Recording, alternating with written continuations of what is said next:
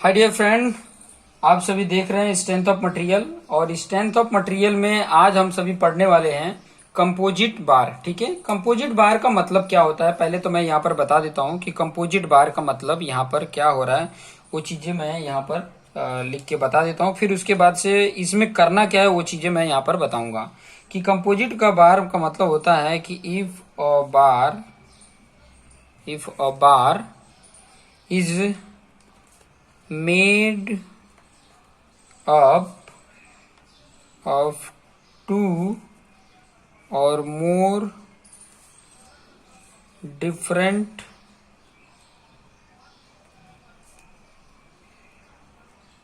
materials,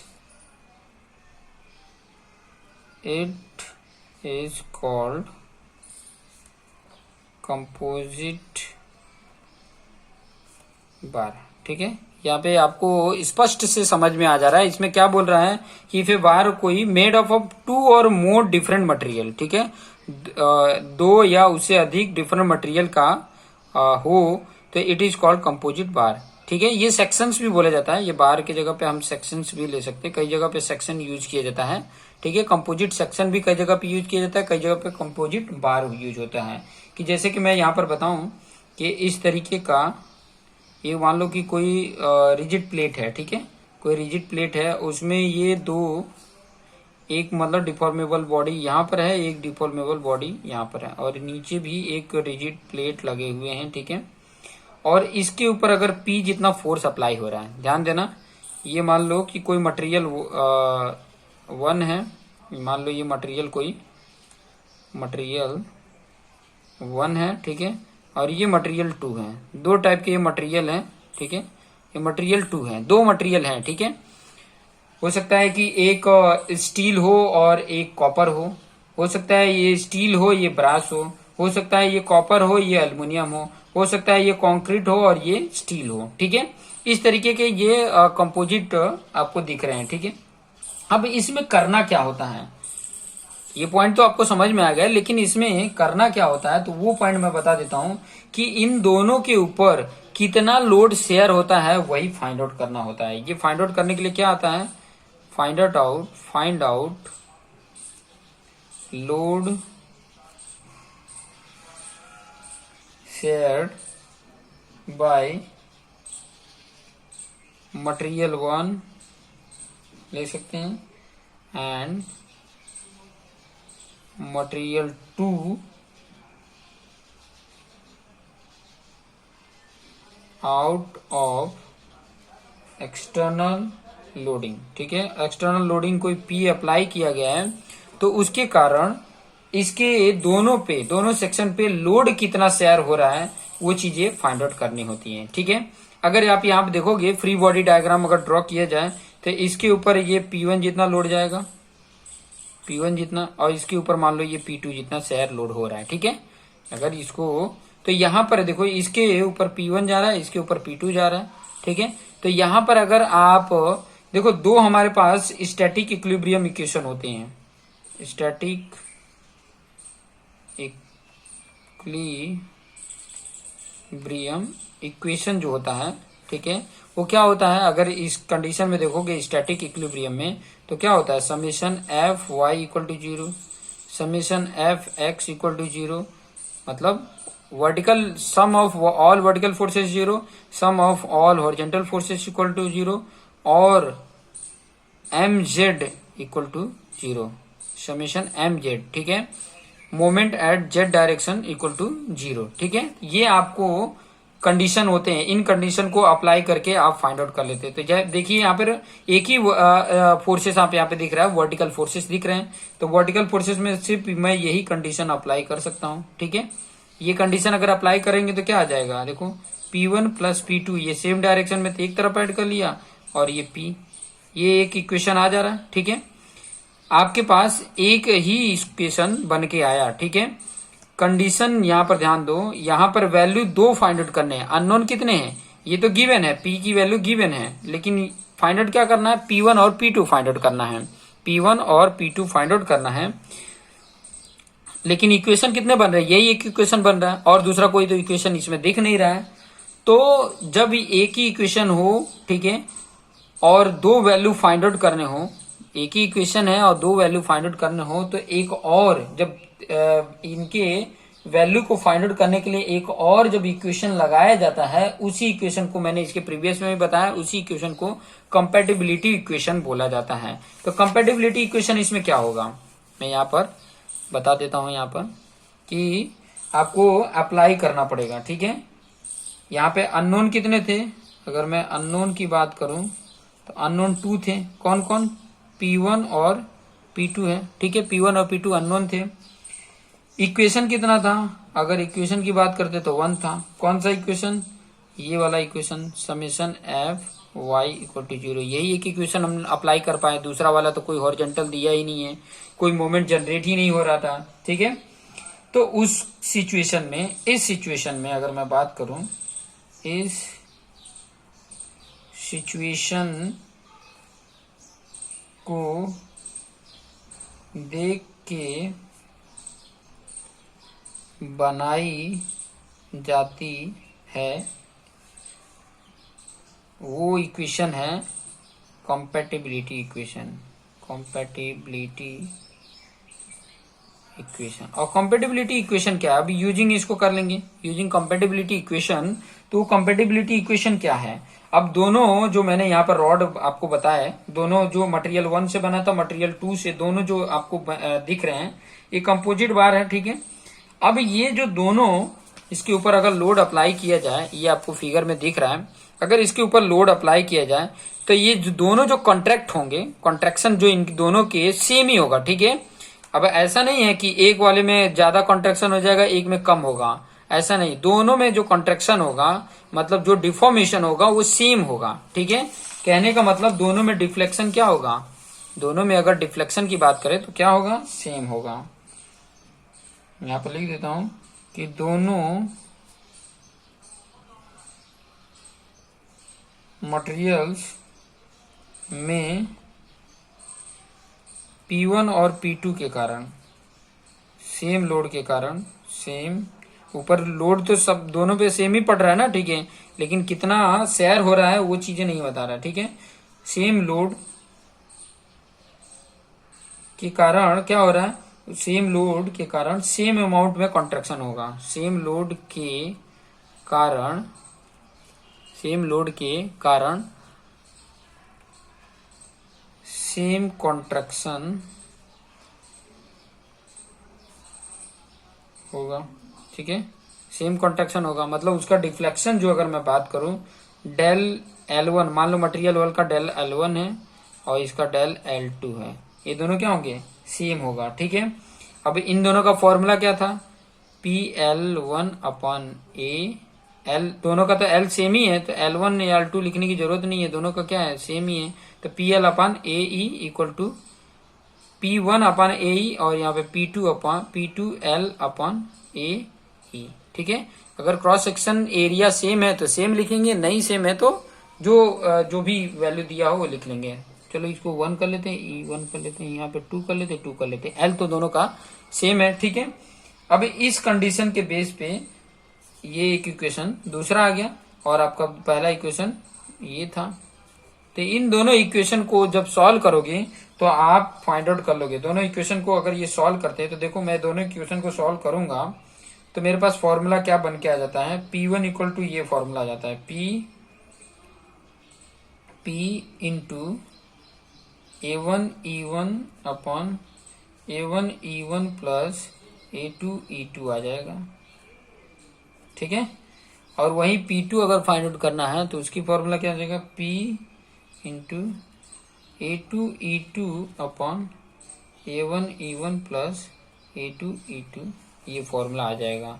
और इन फॉर्मूले से, इन इक्वेशन को सॉल्व करने पे ये फॉर्मूला आ रहा है, और ये फॉर्मूले में वैल्यू पुट कर दोगे तो आपको ये जो लोड शेयर हो रहा है उसके ऊपर, ये आप आसानी से फाइंड आउट कर लोगे। ये जो लोड शेयर हो रहा है वो आप आसानी से फाइंड आउट कर सकते हैं, ठीक है। तो ये कॉन्सेप्ट यूज करके चलिए एक क्वेश्चंस इसमें कर लेते हैं कि ताकि आपको आइडिया मिल जाए कि कैसे क्वेश्चंस आते हैं इसमें, ठीक है। क्वेश्चन को अगर देखेंगे तो आपको आसानी से सारे कॉन्सेप्ट समझ में आ जाएंगे और आसानी से आप फाइंड आउट कर सकते हैं, ठीक है। तो चलिए क्वेश्चंस को मैं लेकर आपको बता देता हूं कि इसकी वैल्यू और क्या फाइंड आउट करने के लिए क्या क्या इसमें कंडीशन के बेस पे क्या क्या फाइंड आउट करने के लिए आ सकता है। ठीक है, तो मैं एक क्वेश्चन लेता हूं जिसमें लोड फाइंड आउट करने के लिए पूछा हो। ठीक है, तो एक क्वेश्चन हम यहाँ पे कर लेते हैं। मैं यहाँ पे क्वेश्चन लिख देता हूँ। ठीक है, क्वेश्चन को मैं यहाँ पे लिख देता हूँ। तो पहले मैं थोड़ा सा वीडियो को पॉज कर लेता हूँ। तो यहाँ पर आप देख सकते हैं कि ये क्वेश्चंस दिया हुआ है। ठीक है, जो मैंने अभी आपको समझाया उससे रिलेटेड ये क्वेश्चन दिया हुआ है। क्या क्वेश्चन है? A copper tube of 12 mm internal diameter. ठीक है, एक कॉपर ट्यूब है। ठीक है, वो 12 mm इंटरनल उसका डायमीटर है। मैं यहाँ पर आपको बता देता हूँ कि किस तरीके का है। ठीक है, इस तरीके का वो बना हुआ है। मैं यहाँ पे फिगर भी ड्रॉ करके आपको बता देता हूँ कि ताकि आपको आइडिया मिल जाए। ठीक है,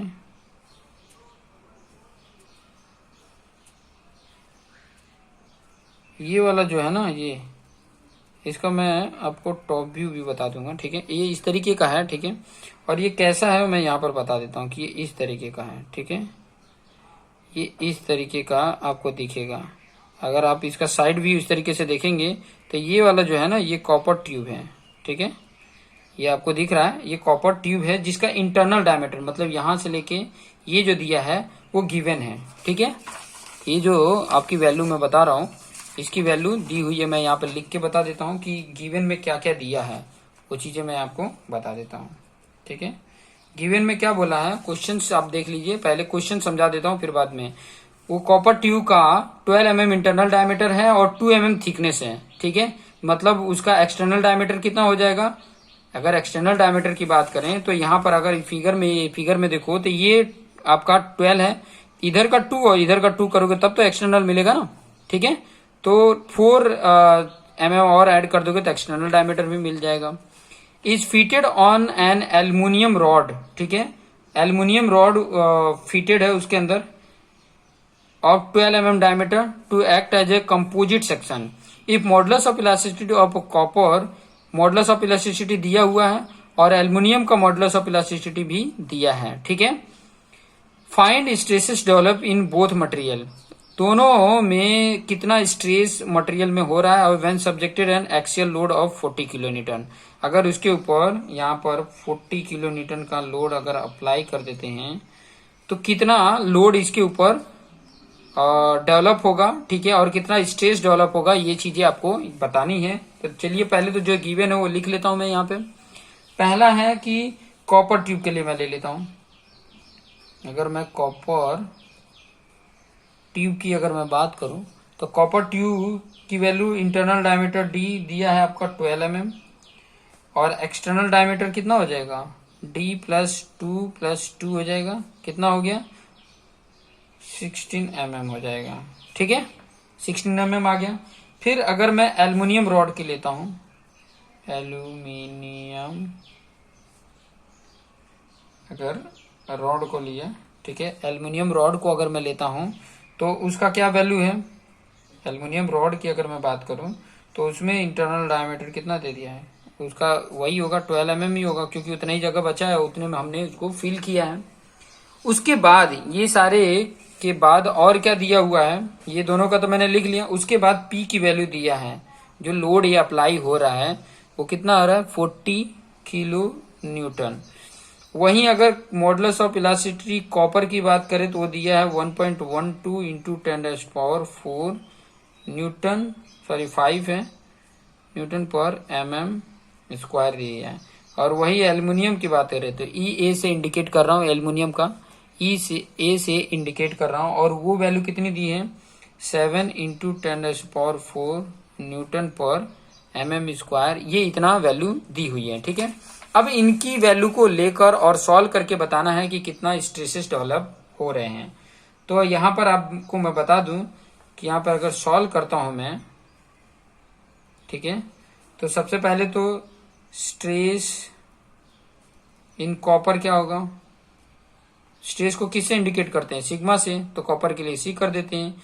वही स्ट्रेस इन एल्युमिनियम की बात करें, एल्यूमिनियम की अगर मैं बात करें तो सिग्मा ए हो जाएगा। ठीक है, अब यहाँ पे देखो दोनों का मैं cross sectional area find out कर लेता हूँ। क्रॉस सेक्शन एरिया, तो सबसे पहले तो एल्युमिनियम का एरिया फाइंड आउट कर लूं, क्योंकि वो उसका डायमीटर दिया हुआ है, तो π/4 और डी की वैल्यू कितनी है उसकी 12 है, 12 का स्क्वायर।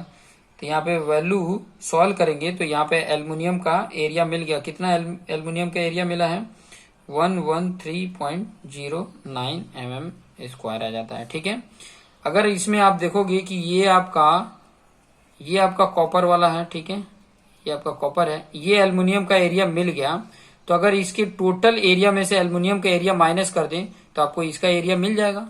या तो दूसरा भी फॉर्मूला है कॉपर का एरिया फाइंड आउट करने के लिए π/4 इसका एक्सटर्नल डायमीटर जो capital D square minus small D square value put कर लो तो भी आ जाएगा।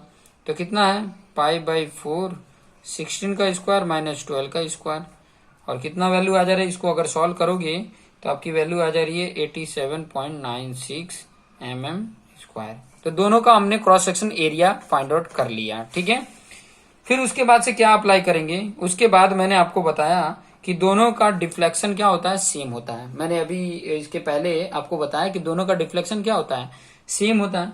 तो दोनों का डिफ्लेक्शन की अगर मैं बात करूं तो दोनों का स्ट्रेन भी सेम होगा।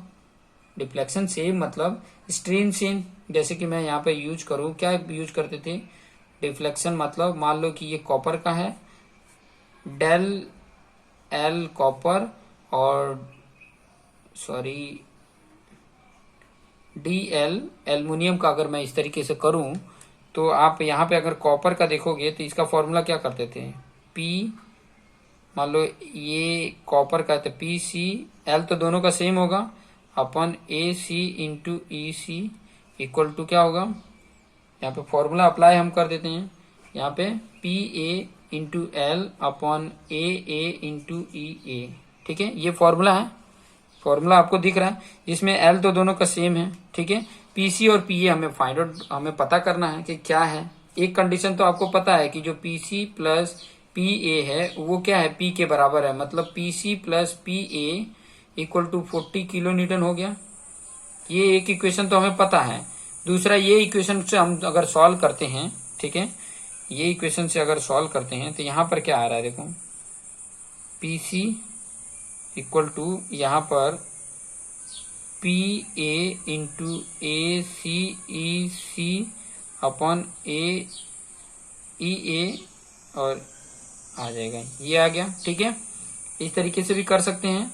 ठीक है, एक और आपको कॉन्सेप्ट में यहाँ पर थोड़ा सा गाइडलाइन करके आइडिया बताऊं तो मैंने पहले बताया था कि ये अगर डिफ्लेक्शन सेम है और दोनों के नीचे अगर एल कर दूं मैं, ठीक है, दोनों के नीचे एल करूं तो ये स्ट्रेन के बराबर होगा। तो स्ट्रेन इसका, क्योंकि स्ट्रेस भी मुझे फाइंड आउट करना है, ठीक है, तो इसका फाइंड आउट अगर करना है तो पीछे तो मैंने पहले तो फॉर्मूला बताया, वो फॉर्मूला में यूज करोगे तो भी आप फाइंड आउट कर सकते हो, इसमें कोई दो राय नहीं है।